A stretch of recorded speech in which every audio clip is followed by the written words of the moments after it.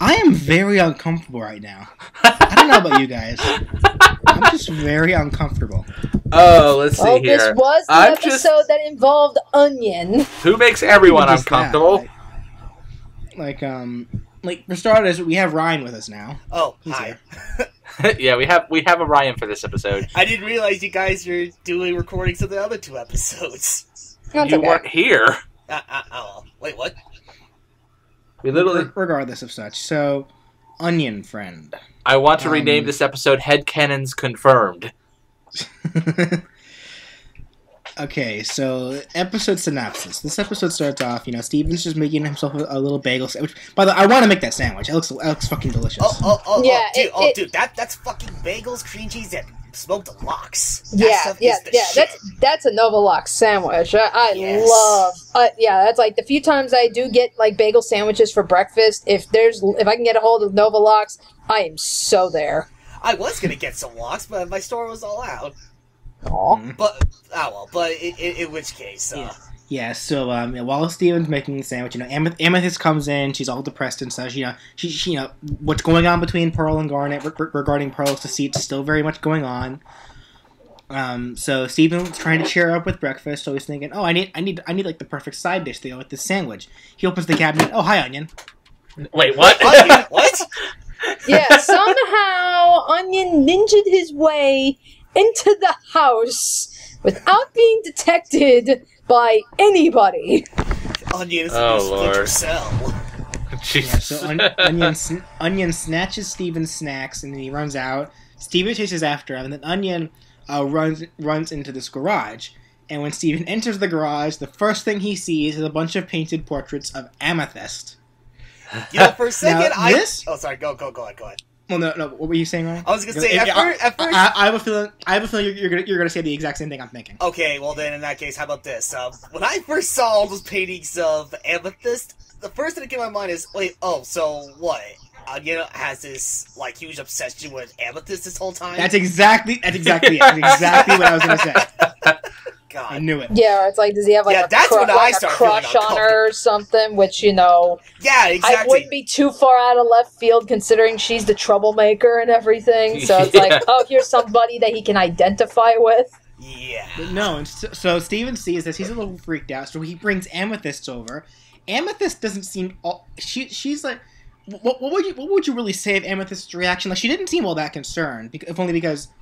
Spoiler, but not spoiler. She kind of already knew what they were. Yeah, because as it turns out, it was not Onion who painted all those portraits. It was actually Onion's mom, which, as many of us had pretty much like speculated and is now confirmed, it was Vidalia. Vidalia runs in with a fucking shotgun. Yeah, she got past that tarp. I mean, seriously, it's like they have a tarp as like their garage door. And she's like, someone's breaking into my house by just walking through the tarp? All right, time to lock and load. You're invading public property. I'm laughing so hard because my girlfriend's sister, who actually is trying to cosplay as Vidalia, or at least the younger version of Vidalia, because before today, that's all we knew. That's all we know what she looked like. Yeah. As soon as Vidalia showed up on Twitter, I see her go, Vidalia is alive, and she's armed! Oh my god. So Vidalia with a shotgun runs in, but the moment she sees Amethyst, she stops, and then Amethyst and her actually start getting really friendly, because as it turns out, Amethyst and Vidalia were actually really close friends a while back. That was pretty cool. Yeah. And it makes sense. I mean, Vidalia had met Greg, and Greg met Amethyst, and after Vidalia, from what we really saw, Vidalia only really met Greg briefly while she was, sleeping with Marty. But, and then at some point, I guess after Marty left, Vidalia, for whatever reason, decided to hang out with Greg as he stayed, and she must have met Amethyst through him. So, obviously, should we, I guess, treat this as like a minor retcon with, the whole idea that, we had been thinking about where, the gems had pretty much kept to themselves, for the longest time. Greg found them, but he was like the one person that they interacted with, and then they had Steven, and then Steven was pretty much bringing the gems into Beach City and stuff. So, should we consider this as like a retcon? As no, not so much. The gems had been interacting with people prior to Steven. No, not entirely. If only because, as far as we're aware anyway, Vidalia is the only other person I can think of who really did have any interaction with the gem, aside from Greg. Indeed. Because Vidalia, when we hear her talking to Amethyst, she's very familiar with who they are, what they can do. She's not upset by it or anything. She's already very familiar with them. So, and she's the only other person we've seen thus far besides Greg who is. Indeed, and it would make some sense that it's, of all gems, Amethyst who makes this friend. Because I can see a sort of natural progression in this link here that, yeah, for the most part, Greg was the only one that knew all of the gems on all levels of anything to speak of. But we also know that Greg knew Marty, and if Fidelia turned out pregnant, we could see Greg, being supportive of her, since he could, with the way Greg is as a guy, kind of take some responsibility, since he's the one who would end up bringing Marty to Beach City. And obviously, since Greg and Amethyst were the closest outside of Greg and Rose of any of the given gem to Greg ratios, and Amethyst is an outgoing person more so than the other gems in the group, it would make sense that she would make friends with Fidelia basically at all. Yeah, because we hear, Amethyst and Vidalia talking about how they used to get into trouble together when they would never hang out, just causing all kinds of mischief just for fun and such. So, Vidalia invites Steven and Amethyst to have some... Actually, no, Onion actually gives her the idea for Steven and Amethyst to stay for dinner. So they do so. Steven is just really uncomfortable the whole time because he's just watching Onion do these really freaky things. Yeah, like I was gonna say, could you blame him? Yeah, it's like Onion. It looked like he was taking what I'm assuming was maybe like mashed potatoes or something. He was taking his food and formed. He sculpted Steven's head out of the food, and then he proceeded to lick it really slowly. And he's just watching Steven as he's doing it. It's like, what? Why are you wasting food? Yeah, we also see sour cream there, and we get more confirmation. Yeah, that Vidalia is married to Yellowtail. The connections are pretty much all confirmed now. Yes. Yep. So she did hook up with Marty, Greg's old manager, at some point. Had sour cream, two of them split up, she then hooked up with Yellowtail, and then she had Onion. So, alright, I know last week we weren't quite sure whether to treat Onion and sour cream as, are they half-brothers or step-brothers or something. It's like, okay, this was confirmed. Yeah, they are confirmed half-brothers, and we'll get a little more into why that confirmation is in a little bit, but in which case... also, we heard Onion sort of speak. Well, he sort of. He talks like the adults from the Peanuts. I was thinking the same thing. Yeah, but so does Yellowtail. This odd, we've heard Onion speak like this previously, to Yellowtail. It's this odd gibberish or whatever the case. But even then, Amethyst also did bring up Marty again, asking, after, discussing with Sour Cream a little bit while he's listening to his music. Amethyst brings up, so do you know where Marty is? And Vidalia is pretty much just like, I don't know where he is, and I don't care. But she was really optimistic about it. Like she knew he was a deadbeat and just didn't bother with him. Yeah. So but I also find it interesting as well because as far as we're aware, the gems never met Marty. So I assume that at some point, Vidalia or Greg probably told at least Amethyst about Marty. So because Amethyst was aware of Marty. Mm-hmm. Given the situation, I would say it would be Vidalia who probably told Amethyst. Yeah. Right, and I mean, we did see that, earlier.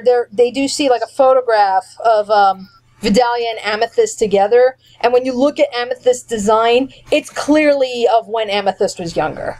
Yeah. Oh yeah. Well, at least as young as roughly during the 20 years. Roughly around the time was when. Yeah, roughly around the time when she first met Greg. Yeah, because Amethyst even brought up when Sour Cream was there. She brought up she saw that, man, Sour Cream, look at you. I haven't seen, I remember when you were shorter than me. Yeah, and now he's all grown up. Yeah, so I do find that interesting too because it's so we see that Amethyst and Vidalia did for a while before they did to stop talking. Yeah, we're very involved with each other.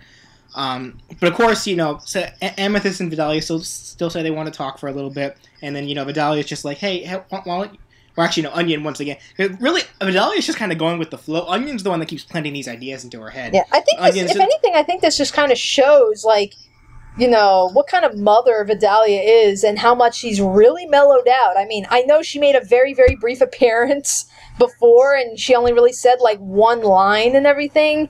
She was just like, a nice van, really living the high life. Like, with the tone that she had and everything, it was like, I personally kind of took that as, like, okay, is she trying to be, like, sarcastic or something?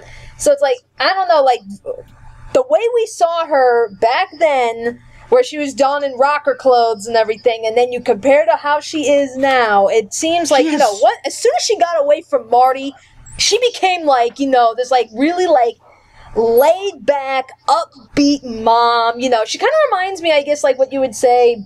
You probably don't see these kinds of moms so much anymore, but probably, years ago. I guess you could say, like, hippie moms. They're kind of lax on discipline. They're very chill. They let their kids, like, freely express themselves, Oh, yeah, she even brings up, like, there's a point where, like, and this actually kind of adds to Onion's creepy factor. While they're visiting, Sour Cream goes upstairs and starts rocking with his beatbox and such. And every time he does it, apparently it sorts out the power, which added to Onion, doing with the creepy visuals and such. But Vidalia just said, "Oh, it's just something that Sour Cream likes to do. I know Yellowtail hates it, but I don't really care." Yeah, so I mean, it's like it kind of gives you the impression, like, because even again, going back to with the Sour Cream with the cool kids and everything, like, there was a point in an episode where Sour Cream had mentioned how he does not get along with Yellowtail because Yellowtail wants him to be, like him. He wants him to be a fisherman, but Sour Cream wants to be a DJ. So it's like, I kind of get the impression that, Yellowtail is trying to bring discipline into the house, but he's away all the time, and Vidalia clearly doesn't, so that probably explains, like, it explains Sour Cream's frustrations, and it probably explains a lot about Onion. Because, like, nobody's telling Onion that what he's doing is fucking creepy. Yeah, so Onion wants to give Steven a tour of his house while Vidalia and Amethyst visit. So, of course, the first place Onion brings Steven is to his bedroom. And I was scared at first, knowing where he was going, but it actually didn't look that bad. Because it's like, it's just a trash, it is pretty trashed up, it's not really well kept, but it looks like a typical, like, kind of trashy boy's room. There's nothing creepy about it, but, like, there are, like, mice and shit, because again, it's not really well kept. But of course, Onion has a pet snake, so. Yeah, and well, actually, the way they introduced that was pretty freaking funny. It was weird. It's like you go into Onion's room and it's like, oh, this isn't too bad, but then it's like, as Steven's in there, it just progressively gets worse and worse. Like, before, it was like, Onion's jumping on a bed, even though he has a little trampoline in his room. It's like, okay, that's, Steven sees that as odd, but it's like, that's no big deal. Then Steven finds there's a little mouse in the room, so he's like, oh, is this your roommate? And, he's like, okay, let's go put him back to his house. And then he goes, like, this glass box, and there's a snake in there. And he's like, you want me to feed this guy to the snake? And Onion's just nodding. I'm sorry, guy, but and animals have gotta eat. Yeah, I can't do it. Yeah, it's like, of course Steven couldn't do it. And then, of course, like, the worst part, the part that fucked me up the most. This one was like, what? It was weird because it's like, I know I kept saying what the fuck throughout this episode and everything, but before it was just like, where are we going with this? This one is like, okay, this kid's going to a fucking psychiatrist in the future, Yeah, this is beyond fucked up. Yeah. Onion pulls out this videotape, and and Steve's just like, "Oh, you want to watch a movie?" Oh. So we don't see the TV, but all we hear is Vidalia fucking screaming, and we just hear her yelling Yellowtail's name. And my first thought is like, okay, I know this is a kids show. They're obviously gonna pull this into some other direction. This is not some sex video. I already know that. But then we see, but then she shows Onion shows, Steven, the title of the video. It's Onion's birthday. Yeah, like happy birthday, Onion. Wait a minute. I was thinking, like, wait, what kind of birthday requires? Oh no, don't tell me. And then sure enough, Steven's just like, is this the video of you being born? And now Steven knows. And now Steven learned where babies really come from. Steven now knows where babies come from. Well, apparently Steven already knew where babies come from. He apparently recognized that Onion was being born. So, yeah, but even then, it's like, Onion, it's like, what the fuck are you doing just casually watching your own birth? God, at your Onion age. is just so At your weird. age. It's like, how old do you think is Onion? Oh He has to be god, younger than probably like 7, I think. Something. It's like, yeah, what the fuck is like a 6-7-year-old doing watching it, like having a videotape of his own birth and probably watching it multiple times? That's like, that's why I'm just like, what the fuck is wrong with this kid? If it's any consolation, this, like we said previously, this does confirm the fact that Sour Cream and Onion are half-brothers as opposed to stepbrothers. Indeed. Yeah. Because this is, Vidalia obviously giving birth to Onion, and she's screaming Yellowtail's name, so, yeah. Yeah. Yeah. This does confirm that they're half-brothers, but it's still the most fucked up thing I've seen. It's like, outside of that, it's like, is that, I don't know, it's just, there has to have been another reason as to why to include that in this episode, other than just, oh, it's, okay, him and Sour Cream are half-brothers. It's like, is there really I think it's other there way? to prove why Onion is so damn fucked up. Yeah, it's like, is there really no other way to confirm that? So it's like, there has to have been something. Either that or they were just trying to see what they can get the fuck away with. Yes. Yeah, I was gonna say they let that get away in a kids show, and it's fucking amazing because of that. Regardless of such, so Onion after that, he opens like a hole in his wall, like behind a poster, and offers for Steven to follow him. Steven is like, but Steven's done. He's like, he's just like, nope, fuck this. I'm out of here. Shit, I'm out. So Steven's ready to go get Amethyst so he can leave. But then we see what, a big part of the show, or this episode anyway, that's actually relating back to the actual plot regarding Garnet and Pearl. Right, yeah. Amethyst, while, Steven was, was up with Onion, Amethyst was, confessing her feelings to Vidalia, telling her what's going on with the gems and at the temple and such, and Vidalia being really cool, just giving her friendly advice, just talking with her. And I think that's just really cool. Someone for Amethyst to really just be able to open up to and just get her feelings out. Yeah. Oh, yeah. Yeah, because it's like, she obviously can't talk to, Pearl or Garnet. Steven doesn't know what the fuck to do. I mean, hell, we saw him break down yesterday, so it's like, yeah. So it's like, yeah, I think if anything, like, because it was one of those things, like, as this episode was airing and everything, I kind of had, like, the feeling with, like, the Ronaldo episode in the last bomb. I was like, what is the point of this episode in a bomb? Because usually the bombs are reserved for, like, really important episodes. And, that's why I'm like, is this going to be, like, the Ronaldo episode in the last episode where it's like, yeah, it's goofy and stuff, but in the context of the whole bomb in itself, it felt really out of place. So that's why I was like, oh, please don't tell me we're doing this again. But yeah, we get that scene with Amethyst and Vidalia. It's like, okay, now this makes sense. Because yeah, Amethyst really needed to confide in somebody who's, not at all related to any of this gem crap. Yeah, because like for the most part, Amethyst, she like, what would you say like how her feelings are in general? Because like, I know, but when Sardonyx was, before Pearl was caught, she was mostly just feeling left out. She was feeling like she was feeling rather like because of her own insecurities as well. She was feeling like she couldn't do things right because of Sugalite.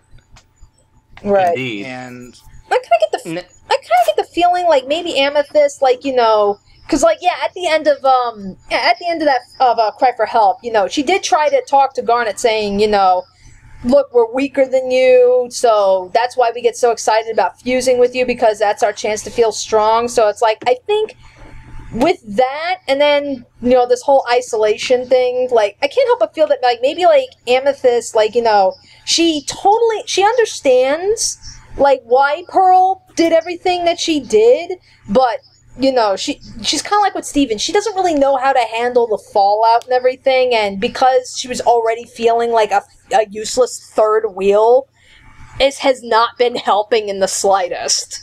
No, I agree with Danny. I imagine, especially since there was that small scene at the end of the second part of the Steven bomb, where it seems like Amethyst is trying to console Pearl, that she does very greatly understand why Pearl did it, even if she herself, she might feel a little irritated and frustrated with Pearl for going to that length to get to form Sardonyx, especially since, you know, she wants to prove that she isn't as reckless and as immature as she used to be to Garnet, which was a big theme of the episode as well. But she can greatly understand, and she wants this to work out, because when the other two are at odds, it really doesn't give her anyone to interact with. It's that Steven, who she really doesn't want to end at. I'm guessing she doesn't want to accidentally unload anything on Steven, which is why she acted so distant and hasn't been, you know, just yanking Steven off to go make mischief. In general, one big common theme that I've noticed with these 3 episodes so far, Amethyst is really maturing, like by a lot, because I'm fairly certain if this kind of event happened in, like, older episodes, she probably would have been, like, just poking fun at Pearl, probably making it worse. Oh, yeah, you know, if this had happened in Season 1, she probably would have thrown Pearl under the bus. Oh, yeah, greatly. but in this case, Amethyst realized, okay, this is some serious shit going down between the two. I think it's better if I just, just laid off. I think this not even just that, like, she's being, she feels left out, but at the same time, she still feels the need to help her, to help Pearl. She's trying to be supportive, and then even afterwards, she's learning to talk to people about her feelings. Because prior to that, she really didn't like talking about her feelings at all. And whenever she did, she'd go into fits of violence. Yeah, or like just start sobbing. Like in the episode when Amethyst got her current design and everything, it was like, Steven pretty much had to figure everything out. Yeah. Why Amethyst was acting the way she was, why she was being so reckless about just plunging right into danger and then just coming back with little to no thought, Yeah. Especially it's like she wasn't saying it out loud or anything. Steven had to figure it out. This is especially true given the fact that this is an episode after Amethyst's own recklessness had got her gem cracked and nearly scared Steven to death due to the damage. Time ago too. So. Yeah, but that's the point. She's being reckless again, but it's for a completely different reason, and that's probably one of the reasons Steven is so confused by it.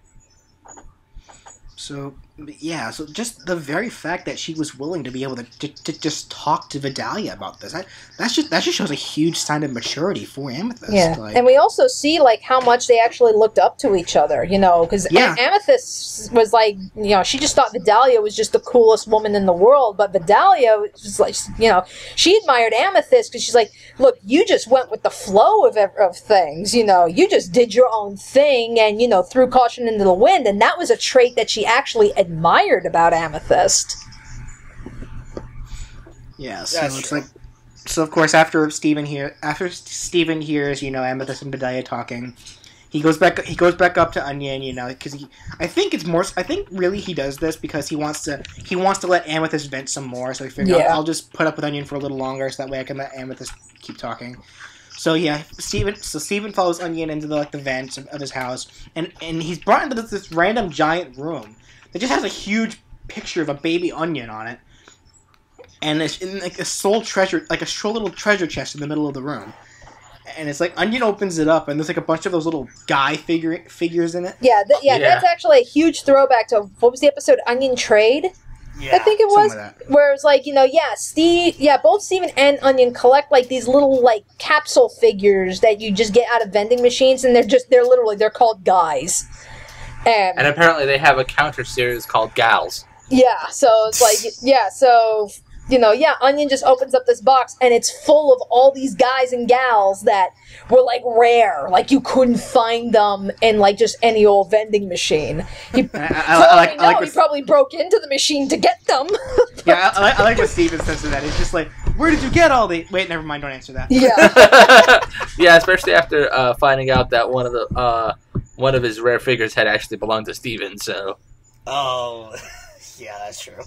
So Yeah. Onion ends up giving one to Steven. It kind of shows like an idea that Onion really does want to like be Steven's friend, but we're still not sure just considering how he behaves. I think Vidalia. I think he just tries to be friends with Steven, but it not in the way you expect, considering just how creepy Onion is. Well, I think Vidalia even commented that, at least according to her, what she was saying, that Onion really looks up to Steven. It's just, he's so fucking weird and everything that was turning Steven away. So, yeah, I kind of can't help but feel like at least this scene, kind of showed like, okay, there is a common ground between the two of them. And Onion is sort of aware that he's kind of weird. Yeah, but so it's like they do have one thing in common that, that they can just gush about, So it's like, okay, yeah, that was cute. It still doesn't quite excuse the fucking birth video, but, still, aw. So afterwards, Vidalia and Amethyst are finished talking. They're Steven and her are getting ready to go. Amethyst is like, thank you so much for talking to me. I enjoyed dinner. If you ever want to, you can stop by the temple. We can also visit there as well. And Vidalia's like, sure, I'd like that. That's all fun. I can bring Onion, and he and Steven can play there as well. And Steven's just like, sure, I'd like that. And then Onion opens his mouth, and the mouse pops out. Yeah, so he didn't feed. So it's like, aw, he didn't feed the mouse after all. Yeah, but he kept it in his mouth. Yeah, so it's like, still fucking weird, Do you even know where that mouse has been, boy? It's like, it's Onion. Yeah, so overall, aside from the fuckery that was Onion, I really liked this episode, if only because, like we brought up before, the discussion between Vidalia and Amethyst, like, I really liked just that whole, like, for one thing, based on what we saw from Vidalia prior, she, like you said before, Danny, we didn't really see much of Vidalia. She had like one line, and she was just very like inward, like she wasn't really much to see of her. Here, she had so much personality. Like, oh, absolutely. Also, she had an onion for her haircut. Yeah, you know what? I want to see if someone can pull off that onion fro. No, there are a lot of talented cosplayers out there. I'm sure someone out there could pull it off. I've seen someone manage to pull off the Summoner cosplay. The Summoner has horns wider than his body twice. Oh, hey, see? There you go. So I can believe somebody can pull off the onion fro. It's just how light can they actually manage to make it? Oh, yeah. Yeah. So it's, in any which case, I do find it interesting, but this also does obviously bring up more questions, because this is the first time we find out.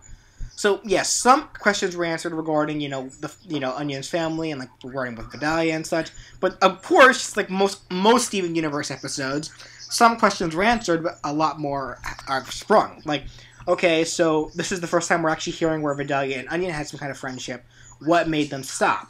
What, because they do briefly bring this up, where it's like, Vidalia's just like, oh, well, I've had a family to kind of take care of, and Amethyst has had her own busybody things to do, is with the gems and such. But you know what I also find really curious? Huh. And I actually brought this up to Danny before you and Ryan, Kenshi and Ryan saw the episode. What I find interesting, we know for a fact that not only were Amethyst and Vidalia hanging out, Greg was also hanging out with them as well. We know that much. Yep. Recall back to the New Year's episode where Amethyst and Greg were binge watching that little butler show. Yeah. Recall what Amethyst told Greg at the end of that episode, where she brought up how Amethyst had a friend she could hang out with until, Greg stepped in, and that friend wanted to hang out with Greg more. Up to now, we all assumed that was Rose that Amethyst was talking about, but what if she was actually referring to Vidalia?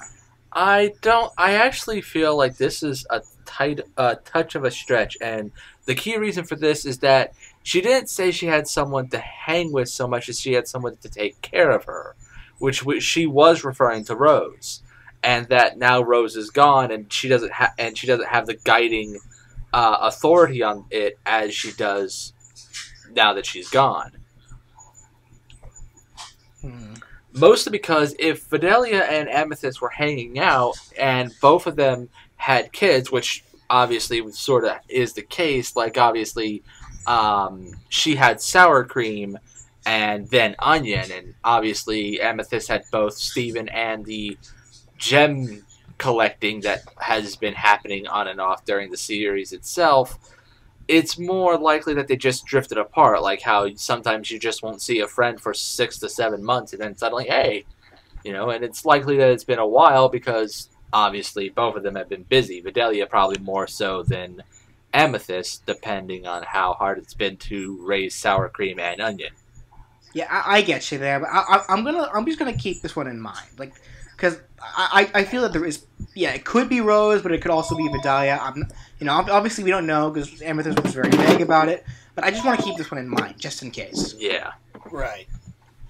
I mean, it's possible, but I do feel like she was referring to Rose more than anything, because again, they said that they both hang out with Greg, and then they just sort of cut Greg out of the picture to begin with.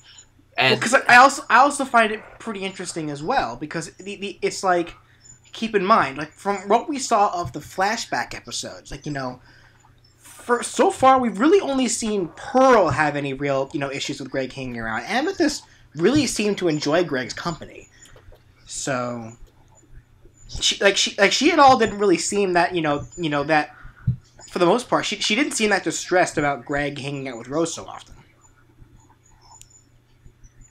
In fact, as far as we're aware, based on what was hinted with Rose, because there's hintings that Rose Quartz could have also, been playing around with other humans in the past, and Greg just happened to be the one that she stayed with. Yeah, that's been alluded to.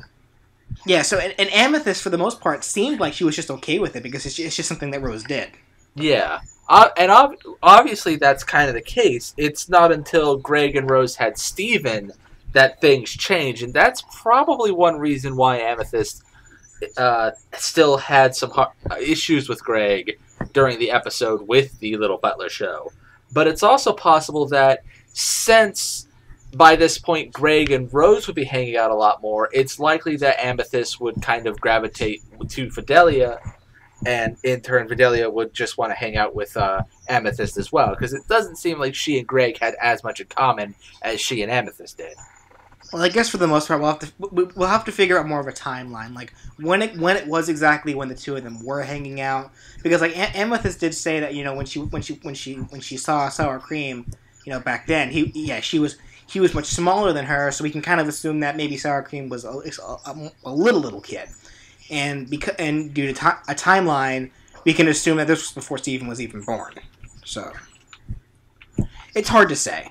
I guess for the most part, it's just speculation at this point. Until the whole team just gives us an age, an official age for all the characters, not counting the gems themselves. Yeah, we're going to have to wait for some kind of timeline, because we can't gauge anything until we have a specific age for everyone to work off. Oh well, in any which case, final thoughts on the episode itself. Again, headcanons confirmed. Yeah, it's like, I know. It's weird because it's like, I am divided on this episode. It's like, on one hand, I absolutely love the stuff with Amethyst and Vidalia, and it's like, the stuff with Onion and Steven, I think it just kind of took away from it. It's like, and I get that, Onion is, despite how creepy this kid is, he is used for comedy relief and stuff, but it was just after seeing that little bit of Vidalia and Amethyst, it's like, I want more of that. I wanted more of that in this episode, Because, like, the last two episodes have been very emotionally driven, and it's like, on one hand, I understand that it's like, You can't have, like, an entire bomb just be run by nothing but pure raw emotion, because then it'll get overwhelming at the very end, so you do need to step back and, breathe a little bit. I get that, but it's like, again, at the same time, it's like, what little you did with Amethyst and Vidalia was so well done, and it was like, I want to see more of that, and less of Onion showing his birth to Steven. Seriously, what the fuck? I feel like this Steven Bomb is seeing how much it can get away with the whole romantic kissing between Ruby and Sapphire, and now the birth of Onion. I'm still wondering how she wasn't more pissed off at feeling his head come out. You did this to me. You fucking did this to me. No, but it's like, but essentially just like what Danny said, it had its cute moments, it had its really creepy moments thanks to Onion. Pretty much, I also really did enjoy, like, not the character development with not just Vidalia, but especially with Amethyst, considering what's been going on during these past 2 episodes. Yeah. Alright, well, I guess that wraps it up, so join us with the next episode as we cover Thursday's episode, which was called Historical Friction. Oh, right. Lord. Which Science. I think, from what I've seen, is a Jamie the Mailman episode. Jamie! Oh, snap. See you all then. See ya. Bye.